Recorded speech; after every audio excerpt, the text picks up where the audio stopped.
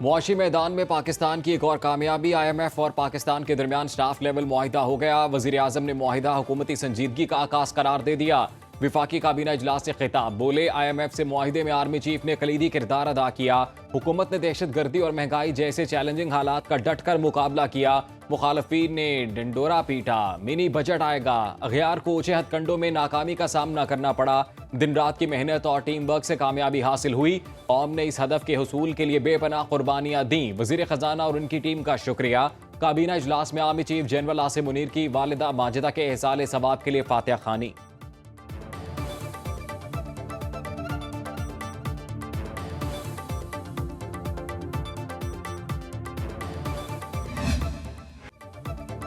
पाकिस्तान और IMF के दरमियान मुआहिदे की तफसीलात सामने आ गई। पाकिस्तान को $2.3 अरब मिलेंगे। तौसीही फंड फैसिलिटी के तहत $1 अरब कर्जा मिलेगा। मौसमियाती तब्दीली और आफात से निपटने के लिए 28 माह के अरेंजमेंट के तहत $1.3 अरब मिलेंगे। मुआहिदे की हतमी मंजूरी IMF एग्जेक्टिव बोर्ड देगा। आलमी मालियाती फंड के मुताबिक पाकिस्तान में इक्तसादी सूरत हाल बेहतर हुई। अफरात ज़र 2015 के बाद कम तरीन सतह पर है। चैलेंजेस के बावजूद पाकिस्तान ने मैक्रो इकनॉमिक इस्तेहकाम की बहाली में पेशरफ्त की। इक्तसादी सरगर्मियां बतरेज बढ़ने का इम्कान है। पाकिस्तान को माहौलियात से मुतल्लिक खतरात का सामना है।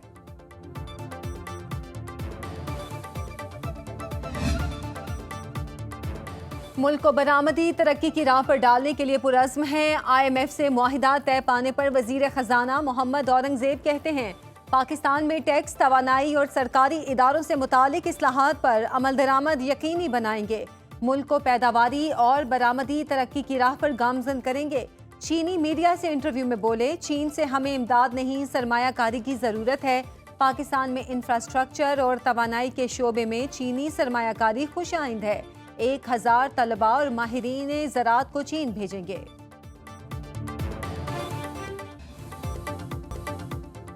विफाकी काबीना ने पेट्रोलियम मसनूआत की कीमतों में कमी का फायदा बिजली सार्फिन को मुंतकिल करने की मंजूरी दे दी। बेगास पर चलने वाले पावर प्लांट्स के साथ मुआहिदों पर नजरसानी की मंजूरी। वजीर आजम और वज़रा की मुखालिफत पर सोलर सार्फिन से इजाफी टैक्स की मंजूरी रोक दी गई। वजीर तवानाई को नेट मीटरिंग पॉलिसी पर नजरसानी की हिदायत। जारी एलामी के मुताबिक विफाकी काबीना ने तमाम स्टेक होल्डर से मुशावरत का फैसला किया है। वजीर तवानाई अवैस लगारी कहते हैं, सोलर नेट मीटरिंग की शराइत का इतलाक नए सार्फिन पर होगा। सेनेट की कायमा कमेटी तवानाई के इजलास में बताया, IPPs के साथ मुआहिदों की नजरसानी पर 20 बरसों में 3400 अरब की बचत होगी।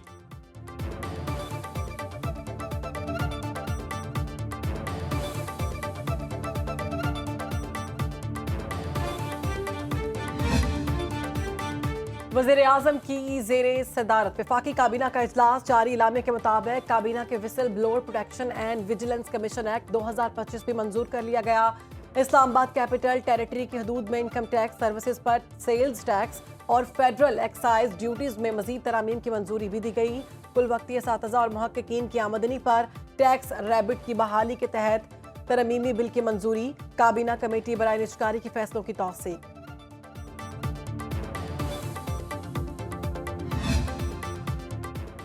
IMF के साथ स्टाफ लेवल मुआहिदे ने स्टॉक मार्केट में नई रूह फूंक दी। 1139 पॉइंट्स इजाफे पर 100 इंडेक्स 1,17,772 पर बंद। ईद से कबल ही सरमायाकारों की ईदी हो गई।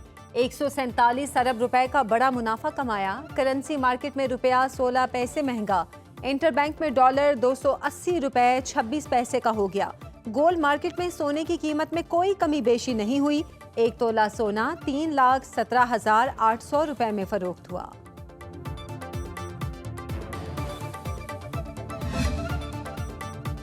रवा माली साल की दूसरी समाही की मुआशी शरह नमू 1.73% रिकॉर्ड। नेशनल अकाउंट्स कमेटी के इजलास में दादोशुमार की मंजूरी। रिपोर्ट के मुताबिक ज़राई शोबे में 1.1%, खिदमात में 2.57% ग्रोथ रही। सनती शोबे की कारकर्दगी -1.18% रिकॉर्ड। पहली समाही में सर्विसेज सेक्टर की ग्रोथ 2.21% तक पहुंच गई।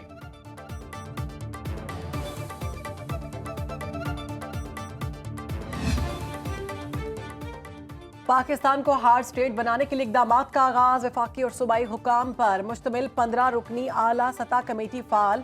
वज़ीर दाखिला मोहसिन नकवी सरबराह मुकर्रर। कमेटी अफगान बाशिंदों की वतन वापसी, गैर कानूनी पेट्रोल और स्मगलिंग के खिलाफ कार्रवाइयों की निगरानी करेगी। सऊदी अरब में भीख मांगने के रुझान का सदेबाब भी कमेटी के मैंडेट में शामिल। कमेटी सूबाई सतह पर FBR की डिजिटलाइजेशन का जायजा लेगी और नकाइस की निशानदही करके सिफारिशात मुरतब करेगी।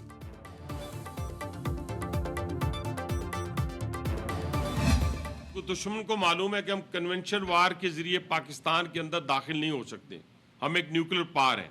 इस बुनियाद के ऊपर कभी उसने फिरका वारियत की बुनियाद के ऊपर, कभी सूबाइयत की बुनियाद के ऊपर, कभी लासानियत की बुनियाद के ऊपर और कभी महरूमियों को बहाना बनाकर उस बुनियाद के ऊपर इस मुल्क के अंदर दहशतगर्दी को, इंतशार को, अफरा तफरी को परवान चढ़ाने की कोशिश की है।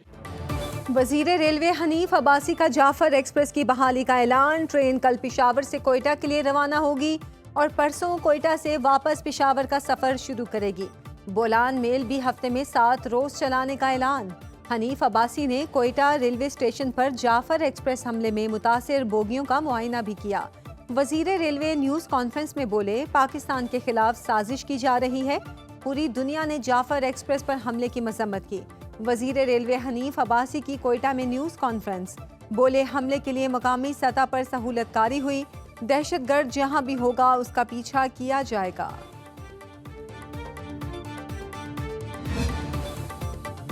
सोशल मीडिया पर मनफी प्रोपेगेंडे का मामला, बानी PTI की हमशीरा अलीमा खान JIT के सामने पेश। PTI के सोशल मीडिया अकाउंट्स और बानी PTI के जाती अकाउंट से मुतल्लिक पूछगिछ। पीका तरमीमी एक्ट के तहत बनी JIT के सरबराही IG इस्लामाबाद कर रहे हैं। अलीमा खान गुज़िश्ता तलबी पर पेश नहीं हुई थी।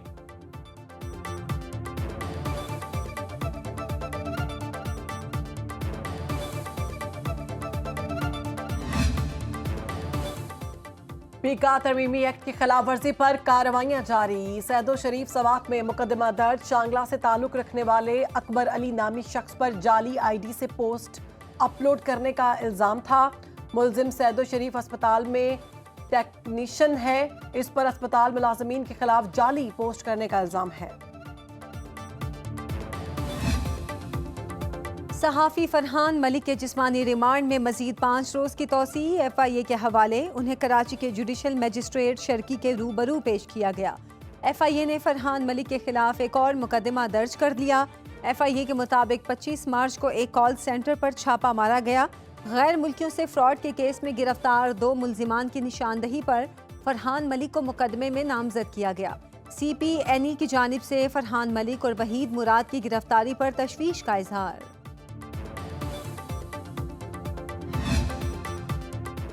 मुस्तफ़ा आमिर कत्ल केस में FIA को मुल्जिम अरमगान से जेल में तफ्तीश की इजाज़त मिल गई। FIA मनी लॉन्ड्रिंग की तहकीकात करके 3 अप्रैल तक अदालत में रिपोर्ट पेश करेगी। उधर अब्दुल कादिर पटेल की सरबराही में कौमी असम्बली की कायमा कमेटी दाखिला की।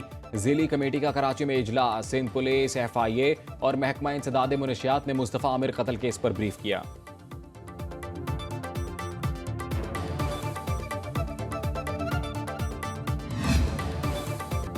गोशवारों की तफसीलात जमा न कराने पर 10 साबिक अरकान कौमी असम्बली नाअहल करार। खुरम दस्तगीर, मोहसिन रांझा, मोहम्मद आदिल, राना इसहाक, कमालुद्दीन और इस्मतुल्लाह शामिल। समीना मतलूब, नसीबा, शमीम आरा पनहोर और रुबीना इरफान भी नाअहल हो गई। इलेक्शन कमीशन ने 2022-23 में असासों की तफसीलात जमा न कराने से मुतालिक केस का फैसला जारी कर दिया। साबिक अरकान असम्बली तफसीलात देने तक आम, ज़िमनी और सेनेट इलेक्शन में हिस्सा नहीं ले सकते। इलेक्शन कमीशन ने सिंध और बलोचिस्तान असम्बलियों के साथ साथ साबिक अरकान को भी नाअहल करार दे दिया।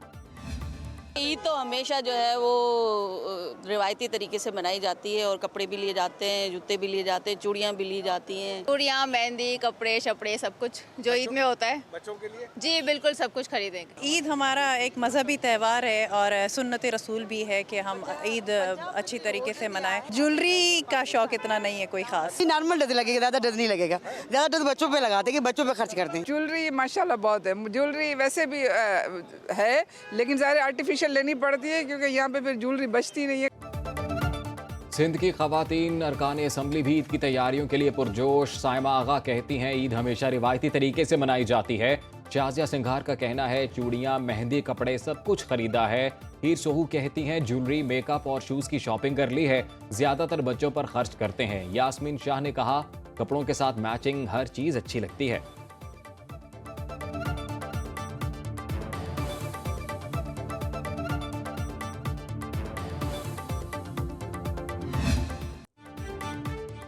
ईद उल फितर पर जदीद और मुनफरिद पहनावे का चैलेंज। इस्लामाबाद समेत मुख्तलिफ शहरों में बच्चे बड़े सभी लिबास के इंतखाब में मसरूफ।